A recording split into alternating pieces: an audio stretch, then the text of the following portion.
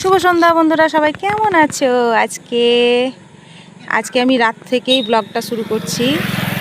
তো এই দেখো আমাদের গ্রামের রাস্তা, চারিদিকে দোকানগুলো সব খোলা আছে। তো আমার ছেলে এসেছে গিফট কেনার জন্য, তাই জন্য আমি এক জায়গায় বসে আছি। আর আমি আর আমার ছেলে, আকাশটা মেঘলা আকাশ, রাতের দিক তো বোঝা যাচ্ছে না। তো আজ সন্ধ্যে থেকেই শুরু করলাম।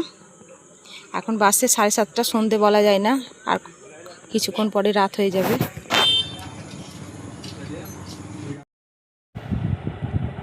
এই ভিডিওটা দেখো বন্ধুরা, একে অপরের কত মিল। এরা দুজনা খুব মিল, জানো তো। এরা দুজনকে মিল দেখে মনে হয় সত্যি এখনও মানুষের মধ্যে ভালোবাসা জীবিত আছে, কেননা ভালোবাসা ফুরিয়ে যায়নি। দেখো এই কুকুর আর বেড়ালের ভালোবাসা দেখো, কোনো কিছু না। এটা জানো তো, দুজনে একে অপরের না ছেড়ে থাকতে পারে না, কারণ আমরা প্রত্যেক দিন দেখছি বলে জানতে পারি। তো চলো বন্ধুরা, কেমন আছো বন্ধুরা সবাই? আশা করি ভালো আছো। তো এখন বাজছে 10:30। তো আমি তো রান্না বান্না কমপ্লিট করার চেষ্টা করছি। তো এখন আমি করলা ভাজছি, তো করলাটা আমি একটু ভাপিয়ে নেব। তো আজকে রান্না ব্লগ দুটোই থাকবে। তো বন্ধুরা চলো দেখা যাক আজকে কী কী রান্না করি। চলো,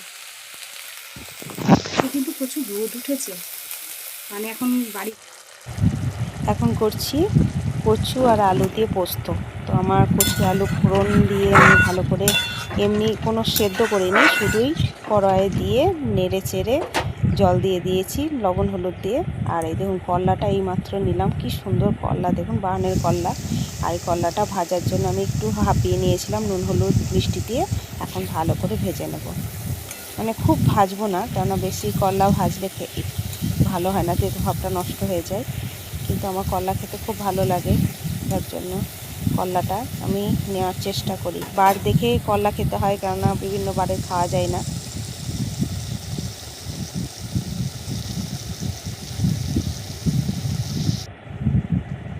কচু আলু ভালোভাবে তরকারিটা হয়ে এসছে, এবার পোস্ত দিয়ে নামিয়ে নেব।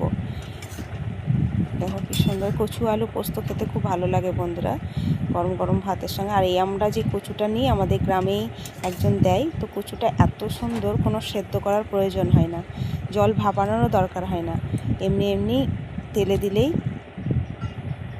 সেদ্ধ হয়ে যায়। তো এখন কড়াই বসিয়ে দিয়েছি, কটা পটল রেখেছি, বেশ পাকা পাকা পটল আছে। তো পাকা পটলগুলো না ভাজা খেতে খুব ভালো লাগে, তার জন্য কড়াইটা বসিয়ে দিয়েছি। কড়াইটা তেল গরম হয়ে গেছে, এবার পটলগুলো দিয়ে দেবো। দেখো এটা পাকা পটল, এইভাবে পটলগুলো ভেজে নেব। আর যাই হোক, আজকের ভিডিওটা এই পটল থেকেই শেষ হলো। তো বন্ধুরা সবাই ভালো থেকো, সুস্থ থাকো, একটা লাইক করে দিও, একটা কমেন্ট করে দিও বন্ধুরা যদি ভালো লাগে, আর একটা সাবস্ক্রাইব করে দিও নতুন বন্ধুদের। আবার নতুন কোনো ভিডিও নিয়ে আসছি, তার জন্য টাটা।